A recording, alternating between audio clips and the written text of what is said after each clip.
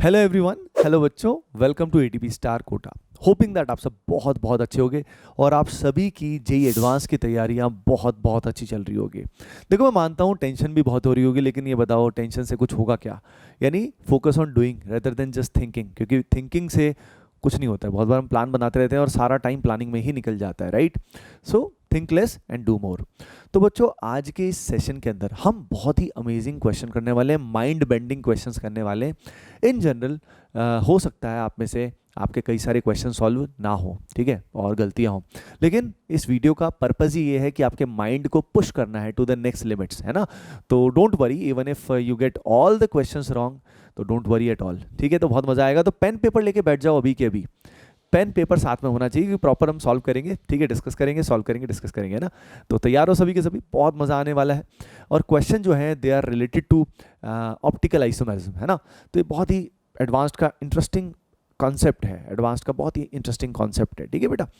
तो यहाँ पे चलिए स्टार्ट करते हैं। तो वीडियो को पॉज करो, पेन पेपर नहीं है तो एक बार ले लो, क्योंकि ऐसे ही वीडियो को देखते रहने से कुछ नहीं होगा। ऐसे देख रहे हो, एडवांस हो जाएगा, इससे क्लियर नहीं होगा ना बेटा? तो अभी के अभी पेन पेपर लेके बैठिए, या वीडियो को तब देखिए when you are ready to solve the question, तभी देखिए, उससे पहले कोई मतलब नहीं है। ऐसे ही सिंपली स्क्रॉल करके देख लिया, टाइम वेस्ट नहीं करना है, ठीक है? तो शुरुआत करते हैं पहले सवाल के साथ। पहले सवाल में आपसे पूछा गया है C6H6, ये एक तरह से इंटीजर बेस्ड क्वेश्चन आ गया आपके सामने।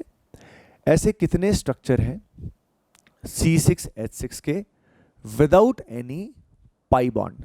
पाई बॉन्ड के बिना ऐसे कितने स्ट्रक्चर पॉसिबल होंगे C6H6 के? ये है पहला सवाल। ट्राई करिए सभी के सभी, वीडियो को पॉज करिए। क्वेश्चन समझ में आया? C6H6 के विदाउट पाई बॉन्ड, यानी विदाउट पाई बॉन्ड कितने स्ट्रक्चर पॉसिबल हैं? ओके, ये पूछा गया है आपसे। तो सोचिए सभी, how many structures are possible? Try करिए, चाहे कितना टाइम लगे, कोई दिक्कत नहीं है ना? आराम से करिए। चलो जी, मैं ज्यूम कर रहा हूं, आपने ट्राई किया होगा।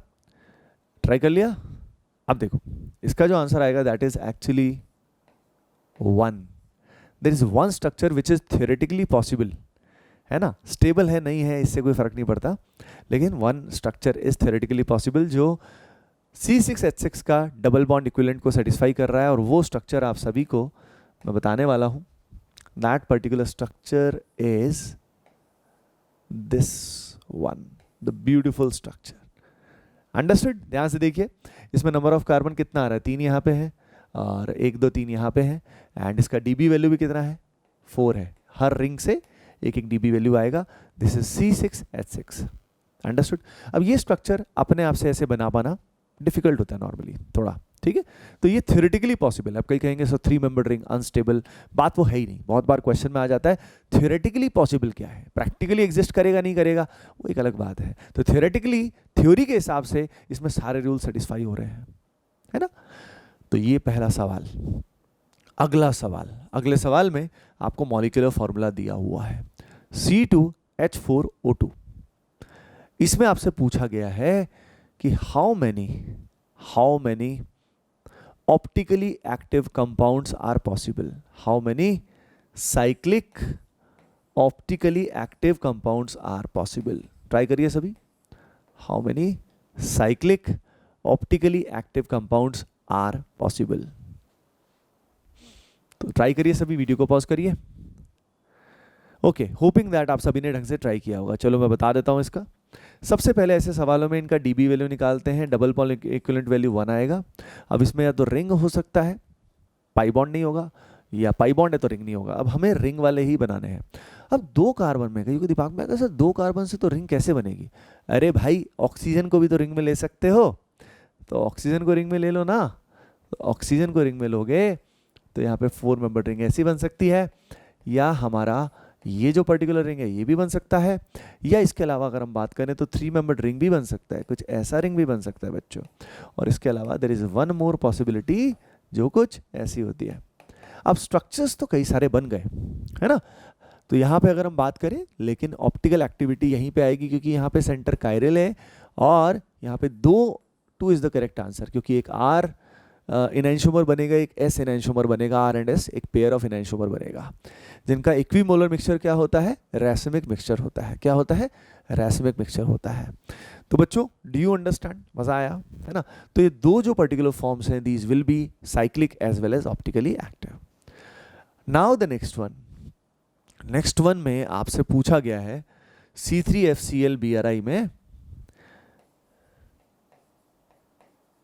how many pair of alkenes are enantiomers, how many pair of alkynes are enantiomers, कितने पेयर ऑफ एल्काइंस जो होंगे वो इनैंशोमर्स होंगे, ये आपसे पूछा है C3FCl BRI में।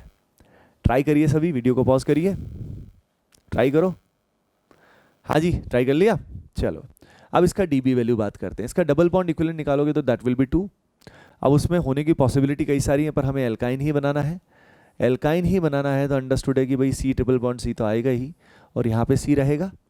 अब हमारे पास 4 वैलेंसी फ्री है, एक तो वैलेंसी यहाँ फ्री है, तो यहाँ पे अगर मैंने फ्लोरीन को लगाया तो यहाँ पे बच्चों क्या आएगा, यहाँ पे क्लोरीन, ब्रोमीन एंड आयोडीन आएगा।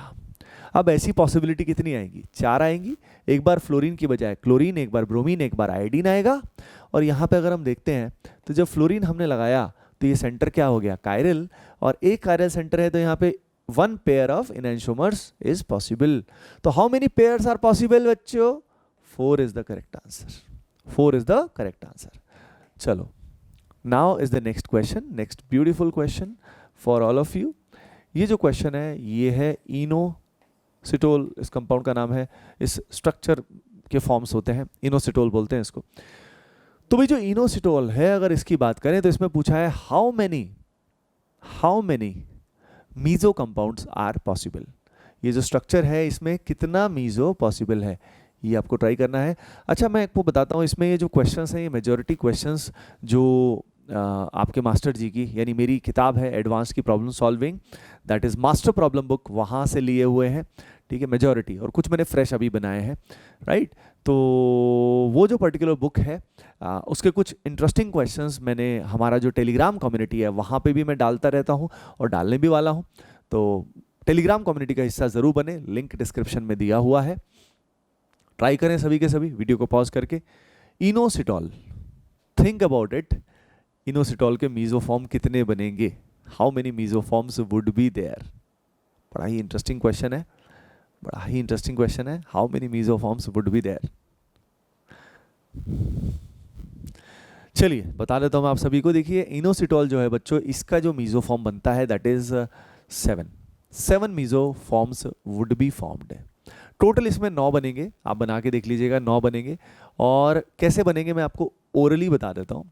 पहले सारे के सारे जो OH हैं ये सारे के सारे वेज में लोगे, यानी आउट ऑफ द प्लेन लोगे, फिर किसी एक को डैश पे लोगे, ये हो गया दूसरा। फिर 2 OH को डैश पे लोगे, जिसमें हो सकता है आप 1-2 पोजीशन पे लो, या 1-3 पे, या 1-4 पे। यानी इसमें कितनी पॉसिबिलिटी आ गई, 3 पॉसिबिलिटी आ गई, ठीक है। अब उसके बाद आप क्या करोगे, आप 3 को डैश पे लोगे। 3 को जब डैश पे लोगे तो यहाँ पे तीनों OH को लगातार भी डैश पे ले सकते हो, या आप ऑल्टरनेट पे भी ले सकते हो, ये डैश पे आया, ये डैश पे आया, ये डैश पे, यानी 1-3-5 पे भी ले सकते हो, या 1-4 पे भी ले सकते हो, 2 डैश एक साथ और 1 डैश यहाँ पे। समझ रहे हो। अब जो ये मैंने बताया ना लास्ट वाला, 2 डैश यहाँ और 1 डैश यहाँ, यही एकमात्र ऐसा फॉर्म होगा जिसका इनैंशोमर पॉसिबल होगा, यानी ये प्लस इसका इनैंशोमर। तो 2 फॉर्म ये आएंगी, बाकी सारी की सारी जो 7 फॉर्म्स मैंने पहले बताई, all of them are optically inactive.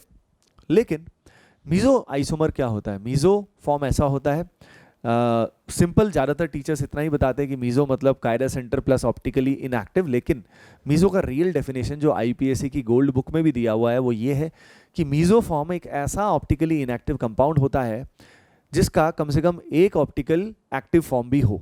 तो यहाँ पे आप देख सकते हैं 9 फॉर्म्स में से 2 ऑप्टिकली एक्टिव हैं और बाकी 7 के 7 ऑप्टिकली इनएक्टिव है। अगर सारे ही इनएक्टिव होते तब ये फॉर्म मीजो नहीं कहलाती। होपिंग दैट ये कंसेप्ट जो है आपको क्लियर हुआ होगा। बाकी मीजो को डिटेल में पढ़ना है तो एक वीडियो मैंने बना रखा है, मिस्ट्री ऑफ मीजो कंपाउंड, उसको सर्च कर लीजिएगा and you will get the details about the meso compound, mystery of meso compound. उसके बाद अच्छा, अगर इन कॉन्सेप्ट्स को डिटेल में आपको पढ़ना है, डेप्थ में आपको पढ़ना है, तो आप जो यूट्यूब पे मेरे वीडियोस दिए हुए हैं उनसे पढ़ सकते हैं। बहुत सारे वीडियोस हैं, हर कॉन्सेप्ट से रिलेटेड वीडियोस हैं। सर्च करेंगे तो वो नॉर्मली सर्च के आपको फर्स्ट नंबर पे नॉर्मली टॉप पे मिल जाएगा, है ना। बच्चों अब इसके बाद अगला इंटरेस्टिंग क्वेश्चन है, बहुत ही इंटरेस्टिंग क्वेश्चन है, C3F2Cl2। अगेन इसमें आपसे क्या पूछा हुआ है, how many pair of enantiomers are possible, how many pair of enantiomers are possible, ठीक है। और अगली चीज यही पूछी हुई है इसमें बोला हुआ है ओपन चेन, ओपन चेन बोला हुआ है, रिंग वाला नहीं बनाना है, ओनली ओपन चेन आपको बनाना है। C3F2Cl2, ट्राई करें सभी के सभी। C3F2Cl2, how many optically active, sorry how many pair of enantiomers are possible which are open chain. चलिए वीडियो को पॉज किए, ट्राई किया, होपिंग दैट आपने ट्राई किया होगा। अच्छा, वीडियो के एंड में बाद में कमेंट सेक्शन में सभी ज़रूर बताइएगा कि कितने क्वेश्चंस इसमें से ओवरऑल कितने आपके पहली बार में सही हुए, ऑनेस्टली बताना, ठीक है। मुझे असेसमेंट भी लगेगा कि आगे फिर जब मैं कुछ वीडियोस लेके आऊँ तो डिफिकल्टी लेवल बढ़ाऊँ घटाऊँ क्या करूँ, है ना।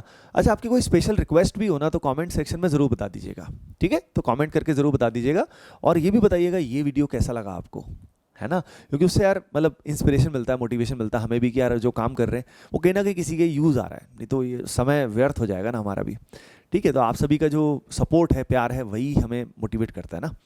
तो कमेंट्स में ज़रूर बताइएगा कैसा लगा आपको। C3F2Cl2, है ना। तो C3F2Cl2 की अगर मैं बात करूं बच्चों, तो यहाँ पे इसमें पेयर ऑफ एनैंशोमर आएगा वन पेयर ऑफ एनैंशोमर आएगा। इसका डीबी वैल्यू निकालोगे तो that will come out to be 2। अब देखिए खुद, C+1 यानी 4, ठीक है, H + x - n, तो x कितना है 4/2, तो 4 - 2 कितना आएगा 2। अब 2 में पॉसिबिलिटी कई सारी हैं, ओपन चेन में देयर आर 2 पॉसिबिलिटी। या तो हम एल्काइन बनाएंगे, अगर हमने एल्काइन बनाया तो एल्काइन में यहाँ पे फॉर एग्जांपल हमारे पास अगर इधर मैंने फ्लोरीन लगा दिया तो इधर 2 क्लोरीन आएंगे और 1 फ्लोरीन आएगा, या मैं यहाँ पे क्लोरीन लगा सकता हूँ, दो ही चीज़ पॉसिबिलिटी है, तब यहाँ फ्लोरीन आएगा। लेकिन आप देख सकते हो इसमें ये सेंटर कायरल नहीं है, कोई भी सेंटर कायरल नहीं है, तो ऑप्टिकली इनएक्टिव फॉर्म है, एनैंशोमर कहाँ से बनेगा यहीं पे। लेकिन अगर हम इसका इस तरह का फॉर्म बनाते हैं बच्चों, एलीन टाइप का, क्यूमुलिन टाइप का, जिसमें 2 पाई बॉन्ड लगातार हैं, तो यहाँ पे हमारे पास फ्लोरीन है, यहाँ पे क्लोरीन है, यहाँ फ्लोरीन है, यहाँ क्लोरीन है। अब यहाँ पे अगर मैं एक ही कार्बन पे 2 ग्रुप सेम लगा देता हूँ तो वो ऑप्टिकली इनएक्टिव हो जाएगा, एनैंशोमर नहीं बनेगा। लेकिन यहाँ पे आप सभी को ये बात पता होनी चाहिए कि क्यूमुलिन्स के अंदर हमारे पास जो दोनों टर्मिनल ग्रुप्स रहते हैं, जो C1 और C3 पे रहते हैं, they are in the mutually perpendicular planes. बात समझ में आई क्या? तो यहाँ पे ये जो पर्टिकुलर फॉर्म है प्लस इसका एनैंशोमर भी एग्जिस्ट करेगा, so 1 pair of enantiomer would be there, 1 pair of enantiomer यहाँ होगा। Understood? Now the next interesting question for you, here comes this one. यहाँ पे जो ये आपको दिखाई दे रहा है बच्चों, इसमें अगर हम देखते हैं तो इसमें पूछा गया है how many diastereomers are possible for the compound A. Given compound A है, इसके कितने डायस्टीरियोमर पॉसिबल हैं?